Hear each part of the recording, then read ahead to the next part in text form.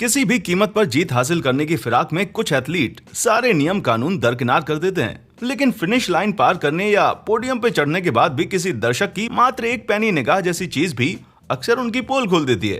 तो चलिए जानते हैं चीटिंग करते हुए पकड़े जाने वाले कुछ ऐसे एथलीट्स के बारे में जो आपको हैरान कर देंगे।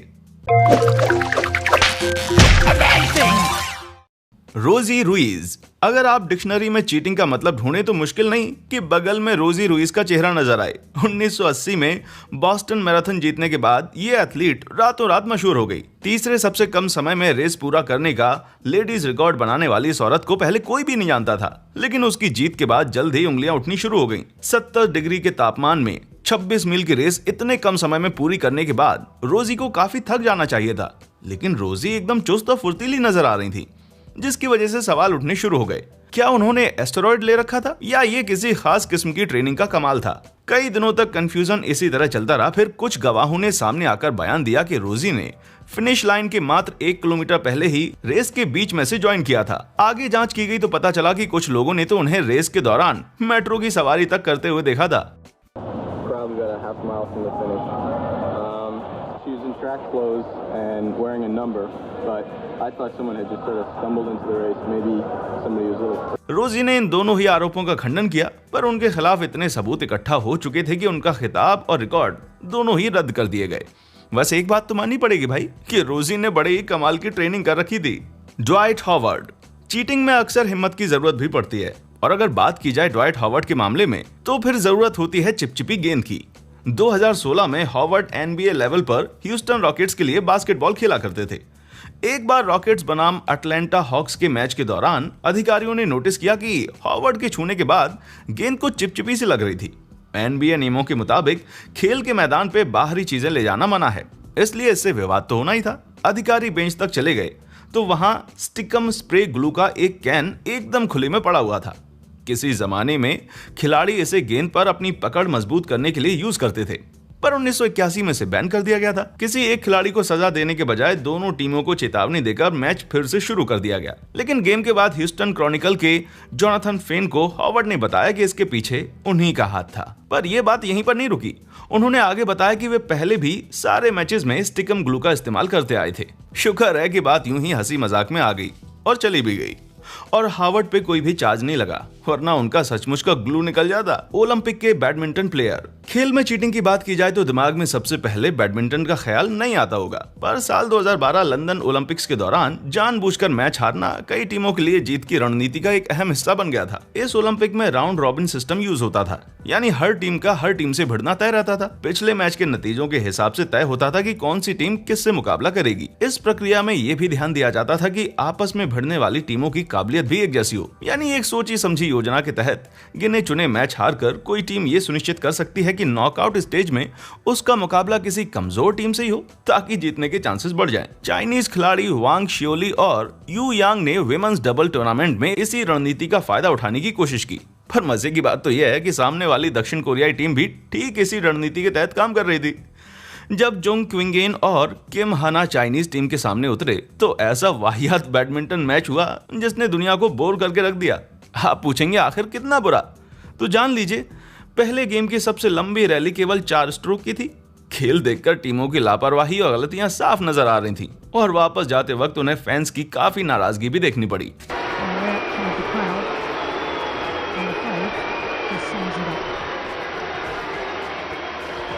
मामला और ज्यादा बदतर तब हो गया जब एक दूसरी कोरियन और इंडोनेशियन टीम के मैच में भी ठीक ऐसे ही नजारे देखने को मिले। इन चारों टीमों का मकसद एकदम सेम था, और उनकी ये साजिश काफी साफ साफ नजर आ रही थी। चारों पर जानबूझकर खराब प्रदर्शन करके मैच के नतीजों से छेड़छाड़ करने का आरोप लगा, और सजा के तौर पर उन्हें बचे हुए टूर्नामेंट से बेदखल कर दिया गया। उम्मीद है कि इस घटना से आगे के लिए उन्होंने बहुत कुछ सीखा होगा। Spanish Paralympic basketball team. साल 2000 सिडनी पैरालंपिक में एक ऐसा कांड हुआ था जिसे याद करके लोग आज भी शर्म से सर झुका लेते हैं। ऑस्ट्रेलियन पैरालंपिक कोर्ट पर स्पेन की लर्निंग डिसेबल्ड बास्केटबॉल टीम ने रूस की टीम को हराकर गोल्ड जीता था, लेकिन मैच के बाद स्पेनिश टीम के सदस्य कार्लोस रिबागोडा ने मीडिया के सामने एक बड़ा ही सनसनीखेज खुलासा किया। सिर्फ 70 से कम आईक्यू वाले लोग ही टीम का हिस्सा बन सकते थे, लेकिन स्पेन की टीम के 12 में से 10 लोग मानसिक रूप से पूरी तरह सक्षम थे और उनकी आईक्यू भी अधिकतम सीमा से ज्यादा थी। पता चला कि उन खिलाड़ियों ने अपने देश को ज्यादा से ज्यादा मेडल दिलाने की योजना के तहत ऐसा किया था। विकलांगता का ढोंग रचने के लिए उन्हें फर्जी मेडिकल सर्टिफिकेट तक मुहैया करवा दिए गए थे। और सबसे बुरी बात तो ये थी कि चीटर्स टूर्नामेंट से पहले 2 साल तक दुनिया भर में ट्रेनिंग के लिए घूमकर विकलांग खिलाड़ियों को हराते रहे। भले ही वे भरपूर एक्सरसाइज करते हो, पर मुझे बड़ी हैरत होती है कि उन्हें रात को नींद कैसे आ जाती है। इस कांड के मास्टरमाइंड के बारे में जानकर तो आप दंग रह जाएंगे। खुद स्पेन के मानसिक विकलांग स्पोर्ट्स संघ का अध्यक्ष फर्जीवाड़ा और गबन की बात कबूलने के बाद उसे 5400 पाउंड के फाइन पर छोड़ दिया गया। मेरे ख्याल से इन नमूनों को अपंगों की टीम में खेलना चाहिए था, उसमें तो मुकाबला और ज्यादा आसान होता। टोन्या हार्डिंग 1994 में रिंग में हुए ड्रामे की वजह से फिगर स्केटिंग की दुनिया मानो एक सर्कस में बदल गई थी। यूएस फिगर स्केटिंग चैंपियनशिप से एक दिन पहले उस वक्त की चैंपियन नैन्सी केरिगन कैमरे की नजर में मिशिगन के कोबो अरीना में स्केटिंग प्रैक्टिस कर रही थी। तभी एक आदमी ने आकर उन पर लाठी से हमला कर दिया और वे जमीन पर गिरकर कराने लगी।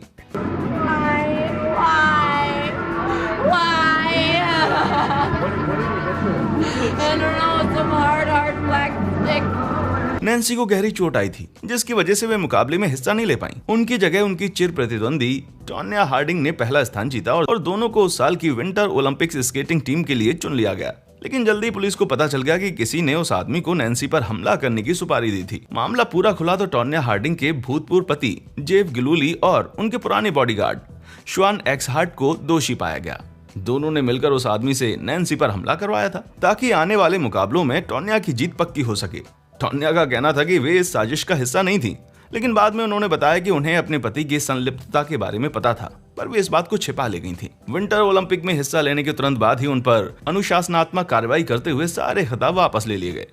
वैसे मामले का थोड़ा बहुत इंसाफ तो ओलंपिक के दौरान ही हो गया था। स्केट्स में आई खराबी के चलते टोन्या को 8वीं पोजीशन मिली थी, वहीं नैन्सी दूसरा स्थान पाकर एक सिल्वर मेडल तो जीत ही गई थी। वो कहते हैं ना, देर सवेर ही सही पर कर्म का फल मिलता जरूर है। ब्लडगेट साल 2009 में ब्लडगेट कांड ने रग्बी की दुनिया की बुनियादों को हिला के रख दिया था। हेनेकेन कप के दौरान इंग्लिश हार्लेक्विंस और आयरिश लेंस्टर्स का मैच हो रहा था। मैच का आखिरी दौर चल रहा था, तभी हार्लेक्विंस के टॉम विलियम्स को अचानक से खींच के मैदान से बाहर ले जाया गया। उनके मुंह से खून बह रहा था, जिसकी वजह से उन्हें बचा हुआ मैच खेलने से रोक दिया गया। इसके बाद टीम में टॉम की जगह लेने के लिए सब्स्टिट्यूट का बस एक ही ऑप्शन था, निक इवेंस। इसी मैच में कुछ देर पहले निक भी चोटिल होकर बाहर जा चुके थे। नॉर्मल समय में कोई खिलाड़ी एक से ज्यादा बार खेल के अंदर या बाहर नहीं हो सकता, लेकिन ब्लड इंजरीज की स्पेशल सिचुएशन को देखते हुए निक को मैच में वापस आने की परमिशन मिल गई। इत्तेफाक से हार्लेक्विंस को मैच जीतने के लिए एकदम निक जैसे ही किसी खिलाड़ी की जरूरत थी। गुड लक की कुछ ज्यादा बारिश नहीं हो गई। रुकिए तो सही। बेंच की तरफ वापस जाते हुए टॉम मुस्कुराकर अपने दोस्तों को आंख मारते हुए कैमरे में कैद हो गए। लेकिन मुंह पे चोट खाने के बाद भला कोई मुस्कुराता है क्या? कुछ तो गड़बड़ जरूर थी। लिहाजा यूरोपियन रग्बी कप ने मैच के दौरान कई खिलाड़ियों की इस अदला बदली की जांच के आदेश दिए। पता ये चला कि टीम के फिजियोथेरेपिस्ट ने टॉम को ब्लड का एक नकली कैप्सूल दे दिया था ताकि एन वक्त पर इवेंट्स को मैच में वापस लाया जा सके। इस गैर कानूनी तरकीब के पीछे टीम के चीफ एग्जीक्यूटिव डीन रिचर्ड का हाथ था और उन पर ऐसे 4 और मामलों का आरोप लगा। टॉम, डीन और उस फिजियोथेरेपिस्ट को हमेशा के लिए रग्बी से बैन कर दिया गया और हार्लेक्विंस क्लब पर 2,60,000 पाउंड का जुर्माना लगा। सबसे बदतर बात तो यह है कि इतनी तगड़ी बेईमानी के बावजूद हार्लेक्विंस वो मैच नहीं जीत पाई। बीबीसी की माने तो ये रग्बी की दुनिया का आज तक का सबसे बड़ा कांड है और मैं इससे पूरी तरह एग्री करता हूँ। खैर, अगर ये कांड नहीं तो स्टेट फ्रांसवा की अल्टरनेट अवे किट का डिजाइन तो पक्का सबसे बुरा है।